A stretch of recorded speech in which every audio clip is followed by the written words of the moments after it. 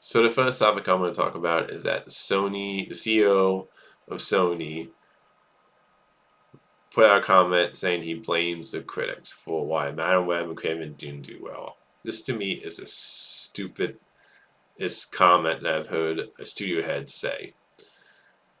And this just irritates me. It's like if a director comes out and goes like, "Oh, I blame, it's the audience fault or it's the critics' fault. Why my movie wasn't well received and didn't do well." I hate that type of stuff, especially from a studio head. Especially when he's talking about movies like Kraven and Madam Web. Which, look, all film is subjective. If you enjoy or love Madam Web and Kraven Hunter, hey, all the power to you. I love that. But I thought they were trash, both movies. And this is what he said. This was his comments. He said, Madam Web underperformed theaters because the press crucified it. It was not a bad film. I disagree with that. It was a bad film. Again, if you enjoyed Love Madam Web, all the power to you, but I thought that movie was crap. It did great on Netflix. It did, that's another problem I have with it. Saying it like had strong viewership on Netflix when it premiered on that streaming service, Madam Web. That doesn't equal like when it comes to the quality of a movie. Like there's tons of movies that premiere on Netflix that have strong viewing numbers when they premiere on Netflix, but that doesn't at all mean the movie is good. Like it has nothing to do with the quality of the movie. So I find it weird that if you think a movie having strong viewing numbers on a streaming service is your idea of what the measurement of a movie is, the quality of it, that to me is not that's not a good sign. And I just find that to be just kind of like just again another stupid part of the comment that he said. For some reason, the press decided they didn't want us making those films out of Craven and Madam Web, and the critics just destroyed them. They also did it with Venom, because Venom movies weren't well received by critics either. But the audience loved Venom and made Venom a massive hit. And look, he talks about how audience loved the Venom movies. But guess what? Those movies were destroyed by critics, but they still made money. Even Venom Last Dance, which is the lowest grossing Venom movie, it still made over 400. But yeah, he says they were destroyed by critics in the press for some reason. He said maybe they were destroyed because they were bad movies. And look, film is subjective, and it's all great. It's all cool if you're somebody who just had some fun with those movies. I'll throw Morbius in there too because I think that's another crappy movie. Same with Venom 3. And look, I enjoyed the first Venom movie. I actually love Venom Let There Be Carnage, but I can see the flaws with that. I can understand why those movies weren't well received. And when it comes to Kraven and Madam Web, to me, they're crap movies. Like I say, all film is subjective, but and I always say this: every movie has its fan, including the bad ones. But most people just didn't like those movies. The press wasn't, critics weren't out there to like destroy the movies just to like they weren't out there to criticize movies just to destroy them when it comes to all that. Like, no, you just made bad movies. That's why they weren't well received. That's why they didn't do well at the box office. And look, when it comes to Venom, I think the thing with Venom though is that character is just extremely popular. Like if you go down the street and you ask somebody who Venom is, even somebody who doesn't read comics would know who Venom is based on the design. Even the design of the character is popular. But I think even people who don't read comics would know who Venom is. He's just an extremely popular character. Whereas, ask somebody down the street who's not in the comics, who's not a comic person, wouldn't know who Morbius, Madam Web, and Kraven is. And also, I get irritated by something like this when it comes to like if a director comes out and blames, like I said, or if the director comes out and blames the critics or blames the fans. Like to me, it doesn't make you look good. And the Sony head, the studio head, from Sony saying that he doesn't think they're bad movies. And it's awesome. You don't think they're bad movies, but most people thought they were bad movies. And to me, it's like I know the report a while ago said Sony were going to stop doing these Spider-Verse movies for now, at least, which means they could come back around in the future after they're done focusing on Spider-Man 4, Spider-Noir, and Beyond the Spider-Verse movie. But this also, to me, makes me have zero confidence in Sony if they ever came back around to try these movies again. These movies about Spider-Man villains, because if you can't see that you made bad movies, and your reason for why you think these movies didn't do well was because of the response to those movies, well, maybe you had a negative response to those movies because you just didn't make good movies. Like, to me, this just tells me Sony didn't learn from their mistakes if they had tried to do these movies again. Like, to me, if I was a studio head, I would come out and say, you know what? We didn't put out the best quality products. We didn't put out the best quality movies. We need to do better. We need to make better movies. Instead of just like blaming the critics for why your movies weren't well received. So just that, like, to me, it just makes you as a studio head look stupid. It makes you just look like you didn't learn from your mistakes. And just like I said, it makes me just not have any confidence in Sony if they ever tried these movies again. Look at Bob Iger when he came back to Disney. He made it clear that the MCU quality, went down. It was when he left and he had Chapek and Charles, they cared about putting out more quantity than quality. And but when Biden came back, he's like, no, we need, and same with Kevin Feige, they say, we need to do a better, we need to get back to putting out quality movies and not quantity when it comes to putting out so much. And at least Byron and Kevin Feige came out and admitted that, yeah, the MCU we've had some missteps lately. We need to get back to focusing on making quality products. Well, the Sony head, I just don't get his mindset of just blaming critics and not realizing that you made bad movies. To me, it just makes me not have confidence in Sony, in the studio head of Sony, that they're going to learn from these mistakes and make better movies in the future if you do these Spider-Less movies again. And I personally hope they don't do any of these movies about Spider-Man villains again, because your mindset, the studio head saying these comments, just makes me go like, I don't trust you to make good movies if you think those movies won't bad and you don't realize that you made bad movies. Again, film is subjective. If you enjoyed or love Matter Web and Kraven, that's all great. I'm happy for you. But you also have to realize that a lot of people didn't think they were good movies.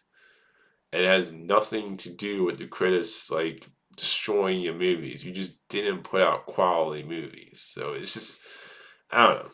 I'm not a fan of when studio heads and directors or actors or when they start to like blame the critics or blame the people who go and see these movies. Like, just realize you put out some bad movies and say, hey, we need to put out better quality movies in the future. Instead of just, yeah, it just, for me personally, I just think it made a Sony studio head look stupid. And I definitely don't trust Sony if this is a mindset right now and not realizing the mistakes they made with these movies. The next thing I want to talk about is, so the first teaser for Happy Gilmore 2 came out. And I gotta say, I thought this was a great first teaser. Happy Gilmore, the first movie, personally for me, is my favorite Adam Sandler comedy film. And it's one of my all-time favorite comedy movies. Like, that movie is hilarious in my opinion. So I think this trailer just really does a great job of bringing you back to the character, to the world, and making you feel just kind of nonchalant to like come back to seeing Adam Sandler play this character again. I think he's like wearing the same hockey jersey, and seeing us get to play like play the golf, like play golf again with the see him out to like hit the ball. I just thought that was a very like, I don't know, just not, it made me feel not sorry about the was not Happy Gilmore movie, about coming back to this character again, like I said.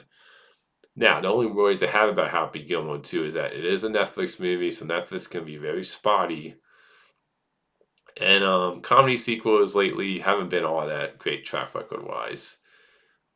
And then Adam Sandler, he hasn't I'll be honest, his comedy films have really gone downhill. Like, I can't remember the last comedy film I actually loved of his that I thought was funny. Like, a lot of his comedy movies lately have been terrible. So those are kind of the three movies I have. But overall, I think as a teaser, I thought it was a great teaser. And I also love the shot in a teaser where you see Happy Gilmore in front of Shooter McGavin, because I did love that character from Happy Gilmore. So again, great teaser. Some worries with those three things there, but it. I thought overall, I am excited for Happy Gilmore too. Next news is that Jared Leto has been cast as Skeletor in the He-Man movie. And when it comes to Jared Leto, he's definitely one of those actors that I have mixed opinions about when it comes to when he's cast to play like big characters. Because there's been times I thought he's been great in movies. There's been other times like House of Lucy or as Joker and Suicide Squad where I just wasn't personally a fan of his performance in those movies. Like I love him in Blade Runner 2049. So I actually do think he's a good actor, but he's just a very miss miss and hit actor for me. Where there's been times where I really liked him in a movie. There's been other times where I felt like I wasn't really the biggest fan of. Even a movie like Morbius, I think he's just kind of like forgettable in that. So again, he's one of those actors that's always hit or miss for me. So I'm not overly excited for him as to be cast as Skeletor. I don't hate it either. It's just one of those things where I'm like, he's not personally for me one of my like favorite actors acting wise for me. Like I've seen him be good and stuff, but I've also seen him in like stuff like House of Gucci and Morbius and Suicide Squad where I wasn't a fan of him really all that much in those roles. So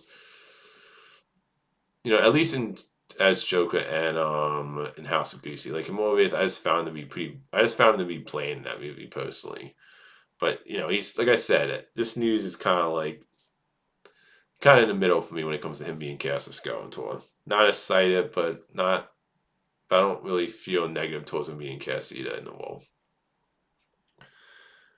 The next thing is the Clayface movie has been. Now this is this news was released a while ago, but there was a Clayface movie coming, which I thought was a real choice at first because I think it's supposed to be the third movie released in James Gunn's DC universe.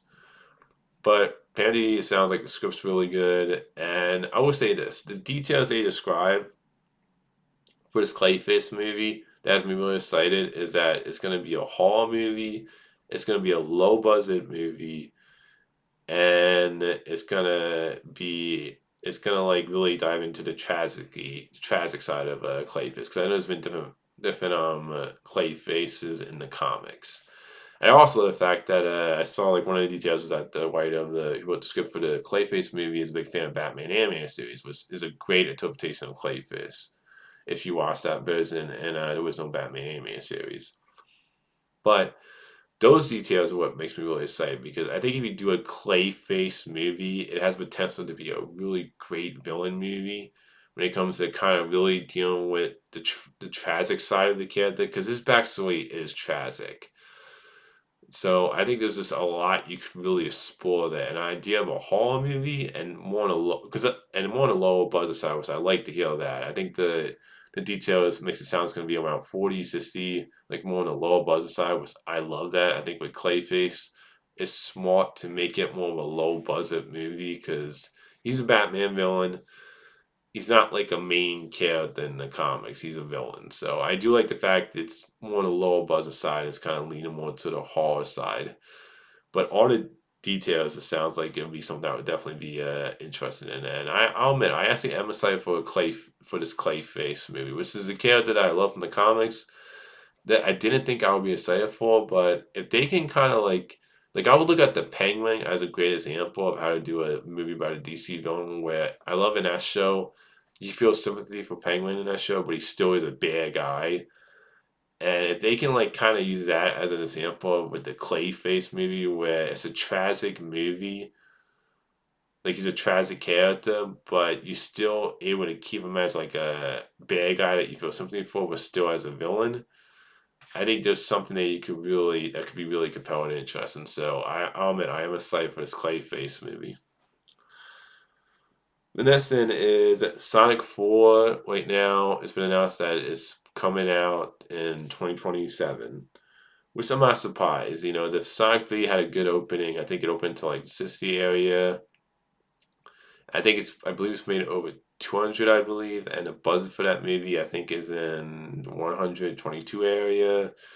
And Sonic 3 is getting great word of mouth. So this was a parent announcement. I think when Sonic 3 was just came out of theaters was, hey, this is also, I'll give them this. It's definitely shows a lot of confidence in the Sonic franchise. So I mean, I think this definitely shows confidence in this franchise that they're like, yeah, we feel like where the franchise is going, that people will be excited for Sonic 4. And look, I'll say this about this franchise, Sonic. It's actually gone up critically too in these movies, so I can understand them feeling confident. And if Sonic 3 keeps doing well, because I don't think there's really anything coming out in the first months of 2025 except for the Wolfman. But I think Sonic 3 is going to continue to do well, and I think this definitely shows how ballsy and confident Paramount is with the Sonic franchise. So, hey, if they can keep up the quality like Sonic 3 was, like I said in my review for Sonic 3, I am all excited for Sonic 4. They can keep up this quality. So the last topic is that Nosferatu has opened to 40, and the budget for this movie was 50.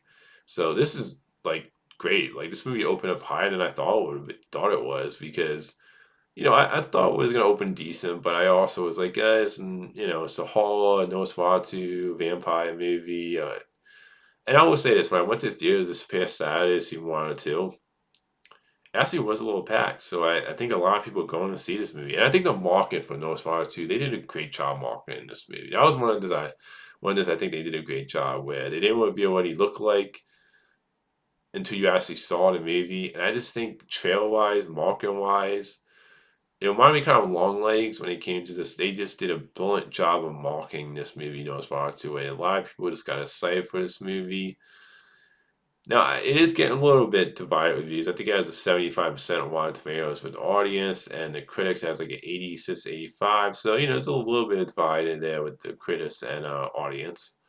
I thought the movie was great. You can check out my review about that movie. But as somebody who did think the movie was great, I'm glad to see this movie had a big opening. And considering the buzz is only 50 and it's made 40, like I think this movie is gonna make enough to be a box office hit. 'Cause it was it wasn't a high budget movie, but just glad to see this type of movie like have this type of opening. So as a fan of the movie, great to see this. So that's all the movie topics. Until next time, movie fans.